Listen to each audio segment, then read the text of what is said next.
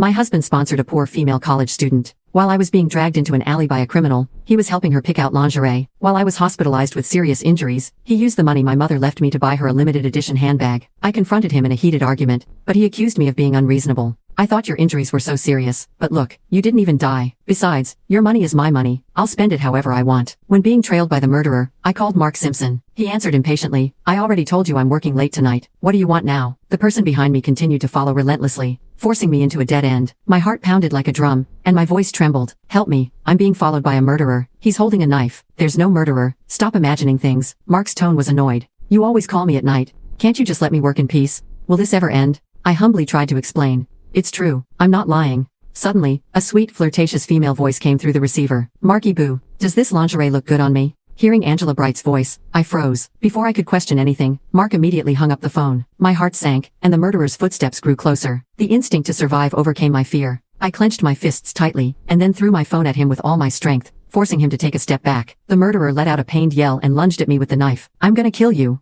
The knife plunged into my belly, and unbearable pain engulfed my entire body. I curled up on the ground, cold sweat soaking me. Seeing me down, the man turned to leave. Suddenly, sirens wailed, and police officers rushed in. The serial killer was finally caught. During my days in the hospital, Mark never once came to visit. When he finally called, his tone was indifferent. Sarah, are you done with your drama yet? I told you I've been busy lately. Stop making up excuses to get me to come see you. I have work to do. All this nonsense about murderers and critical injuries. If you really met a killer, would you still be alive? I quietly watched as moments from Angela's social media played out. He said he was busy. Busy taking Angela to the aquarium, busy attending concerts with her. Angela's frequent updates filled my feed with captions such as, no matter what I want to do, you're always by my side. Mark spoils me so much. I forced a bitter smile as my heart sank further. On the day I was discharged, Mark suddenly came to pick me up. His face was emotionless, but faint marks on his neck revealed what he had been up to. I took a deep breath, pretending not to see. His voice was cold and hard. I thought you were seriously hurt, but you're still alive, aren't you? Somewhere along the line, Mark had grown this heartless toward me. I thought you were joking about the murderer. I just saw the news. He seemed slightly apologetic, but the injury shouldn't be too bad, right? What a joke. It had been 2 weeks since the incident. When I lay on the hospital bed, paralyzed and helpless, he hadn't even spared me a glance. Now, this sudden display of concern only disgusted me. All right, it's nothing serious. Why are you still upset? He tried to hold my hand, but I pulled away. As I got into the car, I noticed a piece of lingerie on the passenger seat and froze. Mark reflexively blocked my view and explained awkwardly, Angela must have left it here by accident. He spoke dismissively, as though it didn't matter. Nonetheless, I had no intention of questioning him. Silently I sat in the back seat. Halfway through the drive, he received a call. His expression changed instantly. Angela, what happened? Don't cry. All right, I'm coming right now. Mark looked anxious. Angela sprained her ankle riding her bike. I need to go check on her. So, I replied, you can take a cab home yourself. I can't drive you. I laughed bitterly. Mark, have you forgotten that I'm your wife? Shouldn't you and Angela keep some distance? He frowned at me. Sarah, can you stop being so unreasonable? Angela's just a young girl. Why are you so jealous? She's lying on the roadside, hurt. Do you expect me to ignore her? I'm not as cold-blooded as you. He kicked me out of the car without the slightest care. My phone was broken, so calling a cab wasn't even an option.